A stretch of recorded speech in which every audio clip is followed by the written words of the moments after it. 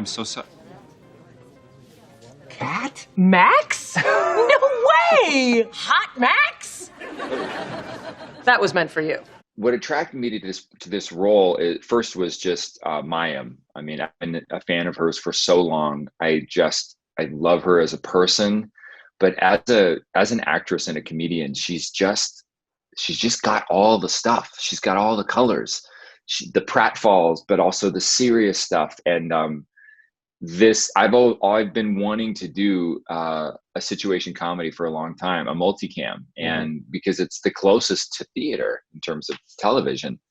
And I've tried for 9 years to get on a show that would run. And when this came, at first, honestly, I saw the breakdown and it said cats, Mayim Bialik's love interest. And I was like, I mean, I'd love to do that, but I don't think they're going to cast me in that. So I was like, and my manager was like, read it and get into it because it's so funny. It's based on this BBC show. I watched Miranda Hart's show and then I read the script and I was like, okay, I have to make this happen. So after a few tests and a few reads with Mayim, it was really kind of clear that we had something special between us. And Leslie, I've known for 10 years. I was going to ask, yeah. I mean, we worked on American Horror Story together a couple of years, but also just we're both sober people, so we know each other in that world. And he's the only person that 2020 was the best year for. Yeah, so true. He's like crushing it, and it's so fun to watch him at 65. Just everybody wants a piece of him, and he's just it's so sweet to witness to it, and he's so beautiful and wonderful. And Swoosie Kurtz, 4-time Tony nominated, 2-time Tony winning Swoosie Kurtz. I'm reading a book right now too. Oh my God, it's a little weird. It's a little weird because I'm doing something. Right. But and Kyla Pratt and Julian. I mean, I'm telling you, it's just.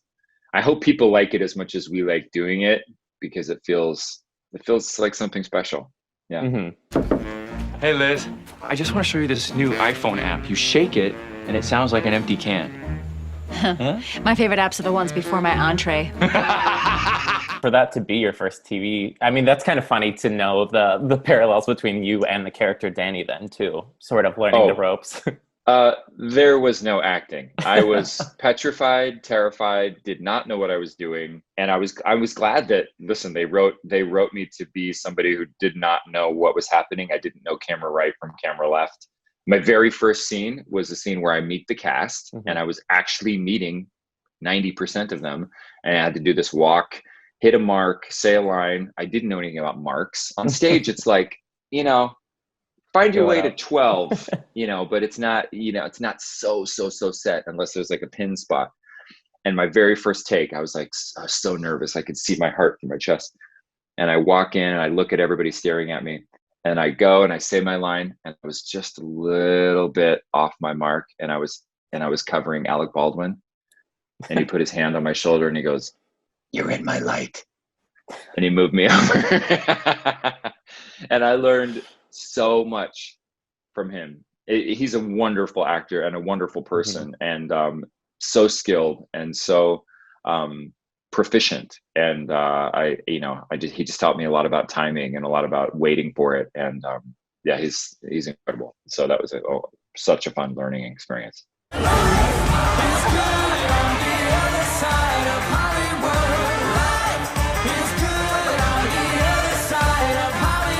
You were also this year in Julie and the Phantoms, which is a blast. It's so fun. I know that wasn't your first time working with Kenny Ortega because you've done Descendants with him. I wondered if you could tell me a little bit about, one, what it's like working with Kenny, but then also, I mean, you are villainous in both of these. So is that something you relish, the opportunity to kind of get to go big as a villain? Yeah, Descendants was really, I thought, this will be fun to do something that my kids will eventually be able to watch because, being disemboweled by Kathy Bates is not going to be something they'll see for a long time. But I just really clicked with Kenny and it was a really, really, really fun thing. And then, so when Julie and the Phantoms came, he just called me and said, "Listen, I have this part where you'd be a 1930s ghost movie star magician and you get to sing, and also fly. And I said, you had me at fly. I'll never get to be Alphaba, but it's the closest. Any last words? All right. Ryan really became a cheerleader of mine and a great supporter. And he would, like in P-Town, I always do shows out there, and he has a house out there, and he and David would come to my shows, and we just have a connection. And then he was doing American Horror Story. They were on, I think, season 5. I can't remember my first year. But we were, he invited me to a spin class, which I had never really taken. This is a very LA story. Yeah. He's like, yeah, let's take a spin class. And so we were taking Soul Cycle, and it was super loud in there. And, and he's shouting over the music. He's like, I want you to be on American Horror Story, and I want you to you're going to be married to Lady Gaga, and you're going to be a fashion. And I was like, oh, wait, huh? What? Is it? Say that? Go. So that's how that happened. And I didn't really see myself in that world, coming from musical comedy, and it was really intimidating. Sarah Paulson and Kathy Bates and Angela Bassett, and these acting beasts. But it was great. He really plays to your strengths, and he also believes that you can do stuff that possibly you don't think you can. So my first year, I was absolutely terrified, and I just got more and more comfortable in the world as the seasons went on. It felt like an old-timey acting troupe, just because every year you're like, oh my God, what's Evan gonna do this year? What's Sarah's hair gonna be like this time? And what accent is Kathy gonna use? And really fun. I really had to stretch myself and go to places that I never thought I would have to on screen. And it's a pretty cool fraternity to be in.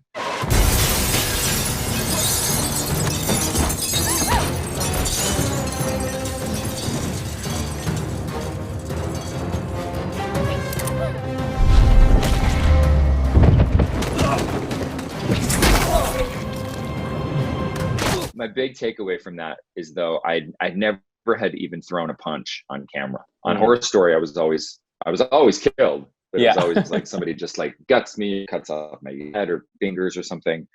I really had to do a fight scene, and I've been really, really wanting to do that in my career.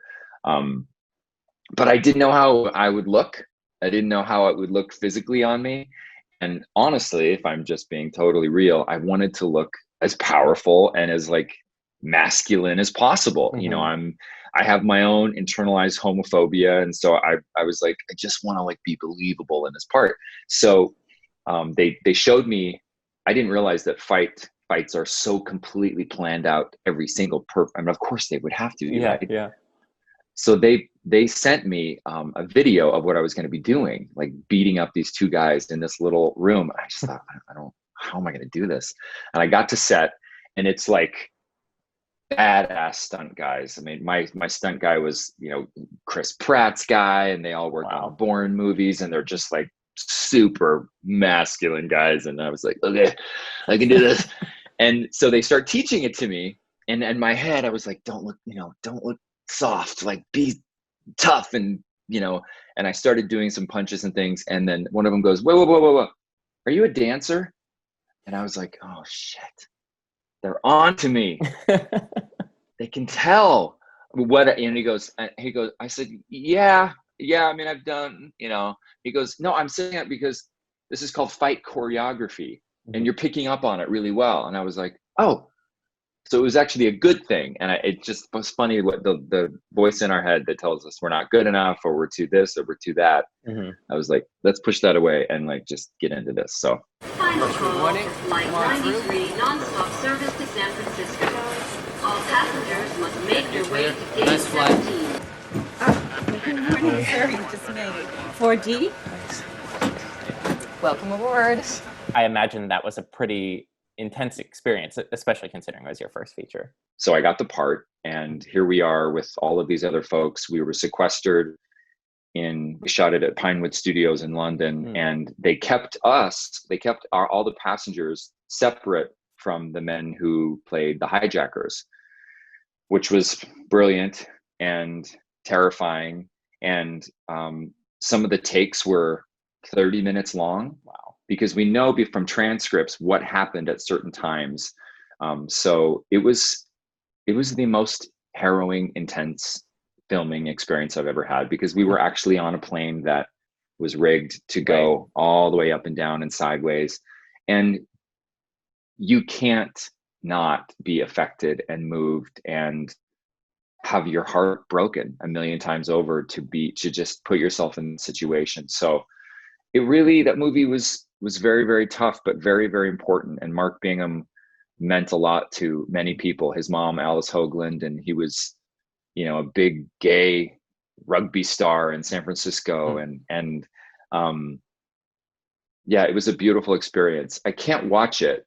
Yeah. It's too hard. And also since then, flying is a little bit trickier for me. Come on, everybody, take a real deep breath and repeat after me. Yeah! Love of my baby, love of my baby, love of my baby. You had All Shook Up, which was your first big lead role. Being in a lead had to have felt like then you were really like, okay, I'm here. I'm glad I moved to New York. Like, this is it. I'm doing what I'm supposed to. Was that big moment for you? For sure. And again, another example of something happening. Like, my dad was a giant Elvis fan, and I knew the entire Elvis catalog. And my whole life as a teenager and in my 20s, people said, you look like Elvis. And so when this thing came up, I thought, no one can do this but me. So I'm going to go ahead and do it. And I had like maybe 7 callbacks, like, because, they didn't know who I was. This was a $12 million musical, and it was going to be a big gamble, but I had to convince them that I could do it. And because of I knew exactly how to sing it, and I knew how to do the comedy. And I just grabbed it by the blue suede shoes, I guess. Listen, twerking is illegal. Ma'am. Twerking is a blessing. Twerking is a blessing, baby. No, man. Twerk, get it. Damn, my back went out again. Drag Race, which you've been a part of a couple times. Yes. But I think most recently was when you did the LADP bit. Yes. I just always have been so curious, like, how are you and Fortune prepped for that, if at all? Or were you just thrown into those situations? They want you to just react. I'm trying to trust myself in improv more, and because I'm a control person. I like to know my lines and know what I'm going to do. And Fortune's like, whatever, just can't let it. So I think they loved that dichotomy. I love Drag Race. It is my favorite show. It is the best TV show. And I tell people, I mean, people get brought in because of whatever. They like one of the queens or they're a fan of Ru, but just what he's doing and getting to learn about these young queer guys and gals across the country and their life story. I love it so much. And they have something really, really special. I've become good friends with a lot of the queens over the years.